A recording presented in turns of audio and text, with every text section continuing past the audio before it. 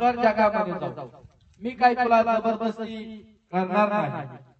आणि मग देव ताबडतोब एखाद्या व्यक्तीला देवाची उपस्थिती सोडून किंवा देवाचा हात सोडून किंवा स्वर्गीय पित्याचा हात सोडून बाहेर जातो एखादा व्यक्ती, तर देव त्याला काहीच बोलत नाही. त्याच्या मनाप्रमाणे त्याच्या इच्छेप्रमाणे तो करू देतो. आणि जो जास्तच तो वायाला चाललेला असेल तर कालांतराने देव त्याला फटका मारल्याशिवाय राहत नाही, शिक्षा करतो देव. आपल्या लेकराला वठणीवरती कसं आणायचं, आपल्या देवाला हे कळतं की माझ्या मुलाला माझ्याकडे परत कसं घेऊन यायचं आणि त्यासाठी त्याला काय शिक्षा केली पाहिजे, कोणता फटका मारला पाहिजे, कोणती काठी मारली पाहिजे, कसा त्याच्या अंगावरती वळ उडला पाहिजे आणि कसा त्याचा पुन्हा गुडघा माझ्या नावात टेकेल आणि माझा तो धन्यवाद करील, हे देवाला सगळं काही ठाऊक आहे.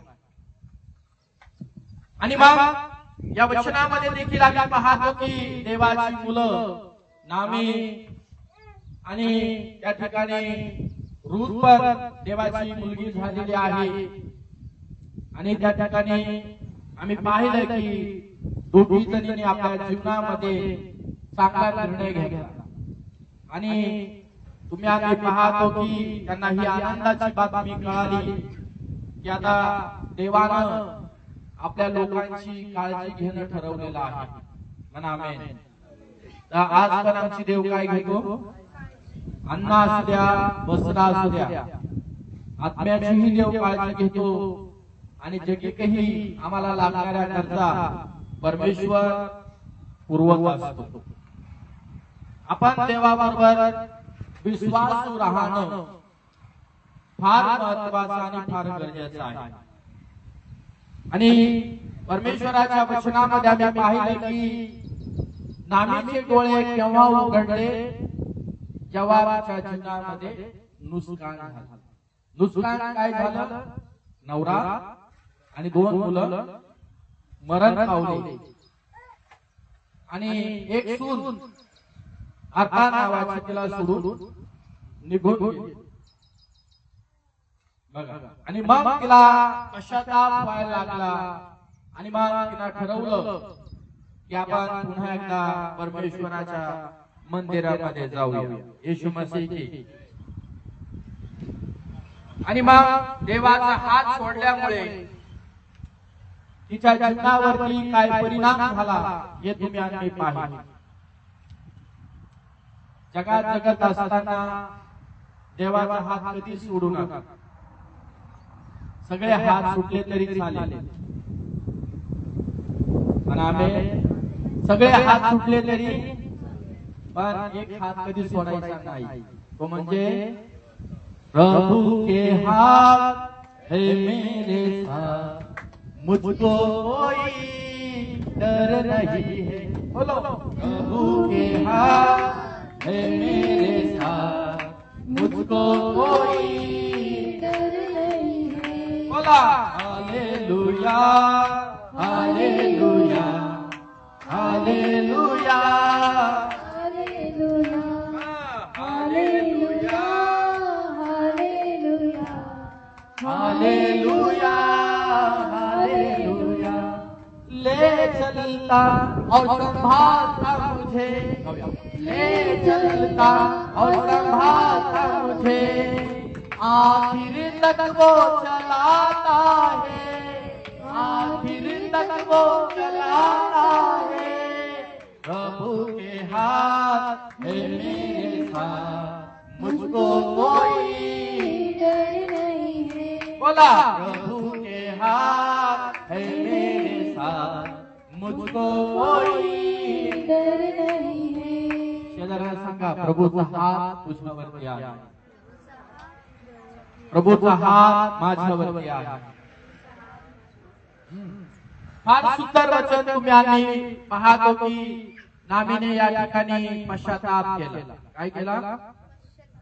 वचनाचा 7 कडे आपण येऊ. वाचा 7वं वचन. ती आपल्या दोघी सुनांसह राहत होती. तेथून निघून यहुदा देशी जावयास मार्गस्थ झाली. तेव्हा त्या ज्या ठिकाणी राहत होत्या ते ठिकाण सोडलं. त्या यहूदाला परत जायला निघाल्या. म्हणा येशू मसीह की 8 वचन. तेव्हा नामीने आपल्या सुनांना सांगितलं, तुम्ही आपल्या माहेरी परत जा. वाव, काय निर्णय घेतला बघा. आता सासूकडे लक्ष द्या. सासू आहे, सासू पहिली विश्वासू आहे आणि त्यानंतर ती देवाला सोडून गेली आहे, ती अविश्वासू बनली आहे.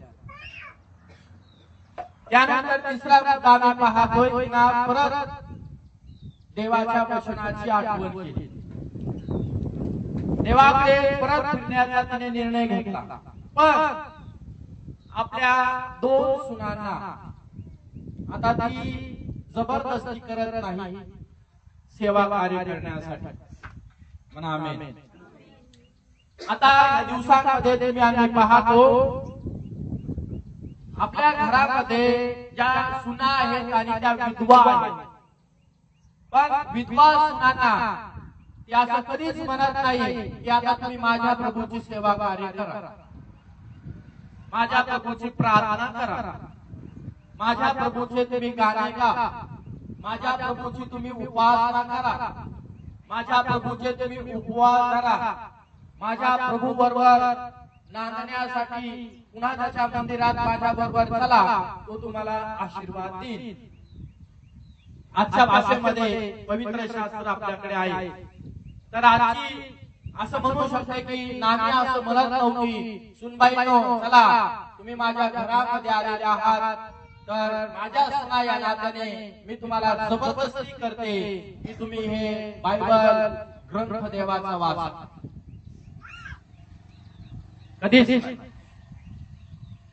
म्हणा सगळं आमेन. बघा, म्हणून या ठिकाणी आम्हाला चांगल्या गोष्टी वाचायला मिळतात. आपल्या हृदयातून तिनं उद्गार काढलेले आहेत. आपल्या सुनांना तिनं प्रेम दिला आहे आणि प्रेम दिल्यानंतर त्यांना स्वतःचं जीवन जगण्यास पुढे तिनं रस्ता दाखवला आहे. आणि हे उद्गार तुम्ही आपल्या माहेरी परत जा. तिथं भांडण तुम्हाला दिसत नाही, वाद तुम्हाला दिसत नाही, सासू सासऱ्यांमध्ये सासू आणि सुनांमध्ये मारामारी तुम्हाला दिसत नाही, काही दिसत नाही. पण एक सुज्ञ विश्वासणारी सासू या ठिकाणी तुम्ही आम्ही पाहते आपल्या विधवा झालेल्या सुनांना पुन्हा एकदा आपल्या घरी जाण्यासाठी पाठवत आहे. आजच्या या काळामध्ये ह्या गोष्टी करणं फार महत्त्वाचं आहे. म्हणा आमेन. ज्यांना देवाने घरामध्ये सुना दिलेल्या आहेत, हे उदाहरण आपल्या डोक्यात ठेवा. त्या जरी आपल्या घरामध्ये आल्या, आपल्या कुटुंबामध्ये आल्या, तर आपण त्यांना प्रार्थना करण्यासाठी जबरदस्ती करायची नाही,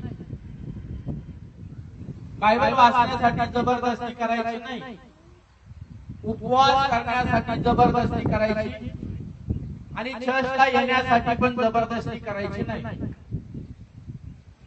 आपल्या देवाने आपली निवड केली, तुमची निवड केली, त्या सासाने आपल्या जीवनामध्ये ठरवायचं माझा नवरा चर्चला येऊ अगर नाही येऊ. जर देवाने माझी निवड केली तर मी चर्चला जाईल. पण जे माझे पती येणार नाही त्यांच्यासाठी मी प्रार्थना करेन. म्हणा आमेन. त्यानंतर जर माझ्या सुना येत नसेल त्यांच्यासाठी मी प्रार्थना करेन. जर मुलं येत नसेल त्यांच्यासाठी मी काय करेन? प्रार्थना. हा माझा एकमेव उपाय आणि एकमेव हत्यार आहे, प्रार्थना. आपण कुठल्याही घरातल्या व्यक्तीला जबरदस्ती करायची नाही. आपल्या देवामध्ये एवढं सामर्थ्य आहे, एवढी ताकद आहे, एवढी शक्ती आहे की तुमच्या आणि माझ्या प्रार्थनेच्या द्वारे आपल्या घरातले लोक जे प्रार्थनेला येत नाही त्यांचं पाषाणाचं अंतःकरण कठीण अंतःकरण बदलण्यास देव तुमच्या आणि माझ्या प्रार्थनेच्या द्वारे पॉवरफुल आहे, सक्षम आहे. फक्त तुम्ही आणि मी त्यांच्यासाठी प्रार्थना करा की देवा तुझी ओळख मला झालेली आहे, परंतु माझ्या घरातले लोक त्यांचा नाश होईल जर ते तुझ्या जवळ आले नाही तर. त्यांच्यासाठी देवाकडे रडून रडून प्रार्थना करा. आमेन. देव तुमच्या आणि माझ्या प्रार्थनेच्या द्वारे आपल्या घरातल्या लोकांना एक दिवस बदल झालेला तुम्हाला दिसून येईल आणि ते देखील आपल्या बरोबर येतील, देवाच्या उपस्थितीत येतील. तर कोणाला फोर्स करायचं नाही, जबरदस्ती करायची नाही. ज्याचं त्याचं जीवन आहे, ज्याला त्याला जगू द्यायचं. बरोबर आहे की नाही? कारण लेकरं छोटे असेल तर त्यावेळेस ठीक आहे, पण आता जर मॅच्युअर समजदार झाले तर त्यांना काय करा, सांगू नका. त्यांच्या पद्धतीने त्याला जगू द्या, पण त्यांच्यासाठी काय करा, प्रार्थना करा. हा निर्णय झाल्यानंतर नामी त्यांना म्हणते की सुनानो तुम्ही आपल्या काय करा, आईकडे जा, आपल्या भावाकडे जा, आपल्या वडिलांकडे जा आणि आपल्या घरी तुम्ही तुमची पुढची तयारी करा. आणि असं म्हटल्यानंतर बायबलच्या वचनामध्ये दिलं आहे तिघी जणी एकमेकांच्या गळ्यात पडून रडू लागल्या. नेहमी लक्षात ठेवा, अशा वेळ अशी प्रसंग प्रत्येक माणसाच्या जीवनामध्ये येतं आणि ज्यावेळेस सोडायचा घर विषय येतो त्यावेळेस माणसाच्या डोळ्यातून धारा येतात. म्हणजे सासूबाईने आपल्या सुनाला किती प्रेम केलेलं आहे 10 वर्षामध्ये यातून आपल्याला कळून येतं. कारण ती सासू विश्वासू आहे आणि ज्यावेळेस ती असा एखादा शब्द आपल्या मुखातून बाहेर काढते की आपल्या घरी जा, तर 10 वर्षांचं आपल्या घरामध्ये त्यांचं राहणं, त्यांचं उठणं बसणं खाणं पिणं सासूबाईचं त्यांनी सगळं काही पाहिलं आहे. आणि सासू एवढा दुःखद घटना घडून पण आपल्या सुनांना भविष्यातलं जीवन जगण्यासाठी आपल्या जीवनातून मोकळीकता देते. तुम्हाला वाटेल तुमच्या घरी जाऊन कसं करा पुढचं भविष्य. या तिघी जणी तुम्ही आज पाहतो रडायला लागल्या येशू प्रभू की. पण एक सून तुम्ही आज पाहिलं रडून झाल्यानंतर, दुःख कोसळल्यानंतर, रडून झाल्यानंतर एक सून अर्पा नावाची तिनं आपल्या जीवनामध्ये निर्णय घेतला की मला आता सासूबाई पासून काय करायचं आहे, माझ्या माहेरी जाणार. आणि तिनं सासूला सोडलं. म्हणजे मी आत्मिक गोष्टीबद्दल बोलत आहे बरं का, त्याचा जुडून जगित संसाराबद्दल पण मी बोलत आहे वचनात, पण त्याचा अर्थ गैर काढायचा नाही बसणाऱ्या लोकांना. म्हणा गैर अर्थ काढायचा नाही, लक्षात ठेवा. तर ती गोष्टी पाहिल्या तुम्ही आणि त्यामध्ये अयोग्य सल्ला घेणारी एक सून निघाली, तिचं नाव अर्पा. 10 वर्ष तिनं आपलं प्रेम दिलं नामीने सुनांना, तरी देखील अर्पाचं जे अंतःकरण जे आहे ते बदललेलं नाही. बघा असं होऊ शकतं. 10 वर्ष नामीने पुन्हा सांगेल प्रेम दिलं, पण 10 वर्षांमध्ये तुम्ही आणि पाहतो या ठिकाणी काय झालं आहे, काय झालं सांगा. अर्पा बदललेली नाही. म्हणजे अर्पाचं जे जीवन आहे, पहिलं जे जीवन होतं मूर्ती पूजाचं, ते अर्पाचं जीवन ती सासू बरोबर राहून सुद्धा, आपल्या नवऱ्या बरोबर राहून सुद्धा, आपल्या सासऱ्या बरोबर राहून सुद्धा या ठिकाणी लिहिलं आहे ती जशी आहे तशीच. बोला राजा की जशी आहे तशीच आहे, तिच्यामध्ये काहीही बदल झालेला नाही. आता आता आपल्या घराकडे तुम्ही आणि जा, तुमचं घर सांभाळत असताना सासांनो, आपलं घर सांभाळत असताना तुम्ही आपल्या सुनांना, तुम्हाला ख्रिस्त जो प्रगटला आहे किंवा तुम्हाला त्याने दर्शन दिलं आहे, तुम्ही तुमच्या जीवनाकडे जा की मी ज्या दिवसापासून देवावरती विश्वास ठेवते आणि ख्रिस्ताला माझा तारणारा म्हणून स्वीकारलोय आणि ज्या दिवशी सून माझ्या घरामध्ये आणलेली आहे, पाहण्यापासून आतापर्यंत तुम्ही त्या सुनांना किती प्रेम दिले हे तुमच्या समोर आहे. बोला ख्रिस्त राजा किती प्रेम दिले हे लक्षात आणा. हे आपण जोडून घ्या एकमेकांना, हे फार महत्वाचं आणि फार गरजेचं आहे. आणि मग सासू जर आपल्या भाषेत धोरणात आहे, प्रेम देणारे आहे, माया करणारे आहे, दया करणारे आहे, जरी तिच्या जीवनात काही वेगवेगळं नुकसान झालं असेल पण तिनं त्या सुनांना प्रेम दिलं असेल, म्हणजे असं मला म्हणायचं नाही की त्या कमी द्वार व्हावा ही गोष्ट नाही. त्या दशा देवाने त्यांच्या घरात आणलेल्या आहेत, त्याही परिस्थितीमध्ये त्यांनी सासूबाईचं एक कर्तव्य आहे, ख्रिस्ताचं प्रेम तुझ्यामध्ये आहे तर तू त्या सुनबाईला प्रेम दे. म्हणा आमेन. आणि सुनबाईला कदाचित ख्रिस्त जर कळाला नसेल आणि कळाला जर असेल, कदाचित तिच्या माहेरी ती वर वर करत असेल, पण ज्या व्यक्तीला, ज्या सासूला खरा ख्रिस्त कळतोय ना, ती सासू खरं प्रेम त्या सुनाला दे. फक्त आपण बोलायचं नाही या ठिकाणी, मुलगी पण बरोबर आणि सून पण बरोबर. म्हणजे कसं काय म्हणतात ना, तुमची मुलगी ती आमची मुलगी, हे फक्त बोलून चालत नाही. मुलगीच राहिली पाहिजे. ती मुलगी केली ना, तिकडचे लोक मुलगी म्हणून सांभाळतात किंवा अजून काय म्हणून सांभाळतात त्यांना, पण आपण विश्वास ठेवणाऱ्या लोकांनी हे ध्यानात आणायला पाहिजे की माझ्या घरात माझी मुलगी परत आलेली आहे सुनाच्या रूपामध्ये. म्हणा आमेन. असं प्रेम देवाच्या लोकांना दिला द्या, असं प्रेम द्या की तिचं जीवन बदललं पाहिजे. तर आम्ही पाहतो या ठिकाणी अर्पाचं जीवन सासू बरोबर राहून आणि आपल्या जावा बरोबर राहून तिचं मन काही बदललेलं नाही, परिवर्तन झालेलं नाही. म्हणजे तिनं देव देव केला